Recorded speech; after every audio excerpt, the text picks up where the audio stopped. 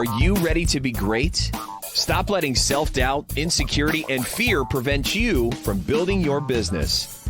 This morning, wake up to success. Here's John Preston.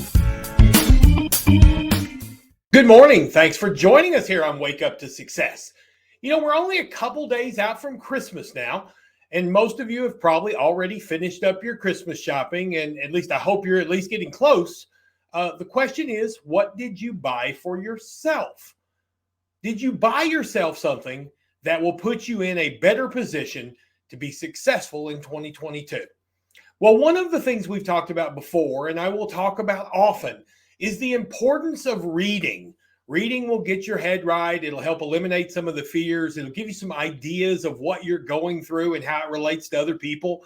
Reading is essential to success. In fact, if you poll almost every single person on the top 10,000 list in the United States, the one thing most will share is they spend at least a half hour to an hour every day reading, improving their knowledge, because the more you learn, the more you earn. Now, I know if you're not an avid reader and you start looking for books that will suit your needs, it can be overwhelming. There are literally thousands of books out there on business, on sales, on getting your head right, on your mindset, all of these different things. And often you can look at all the choices and just lock up.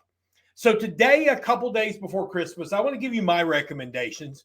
It's just a handful of books, and they're designed to address specific challenges you might face.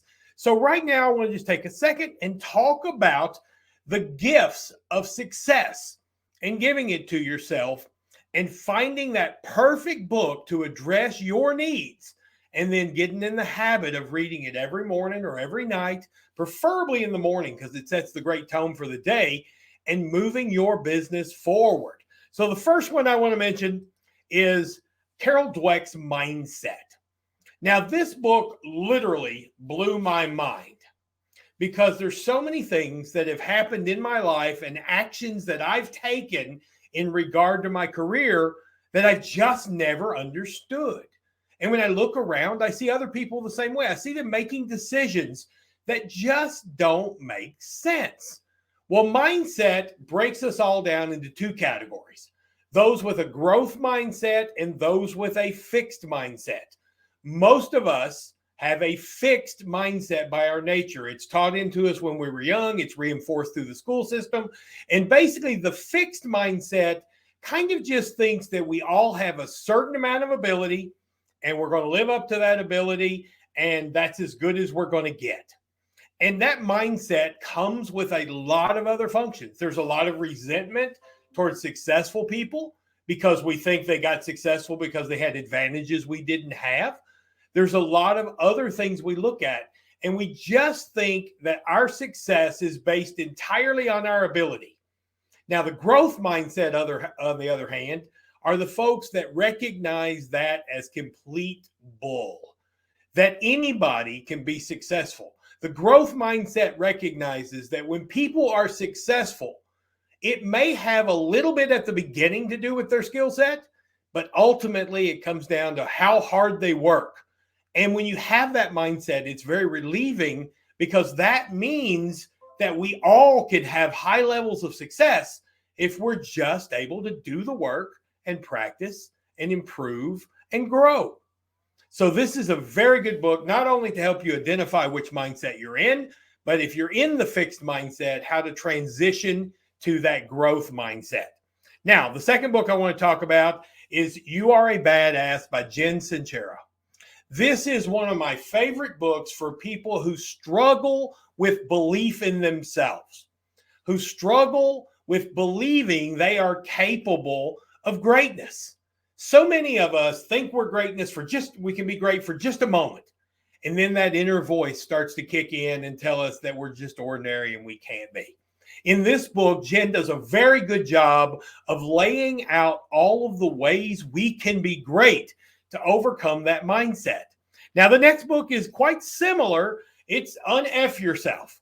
Now, in this one, Gary John Bishop is a little bit more stern about it. I mean, he points it out that basically we all have been screwed up from birth. We've all had things placed in our head even before we could speak, which dictate our actions throughout our life. And recognizing that allows us to move forward and make changes in our life, which will allow us to have the success that we want to have. So while these two books are similar, they also serve very different purposes towards reinforcing what we are capable of doing.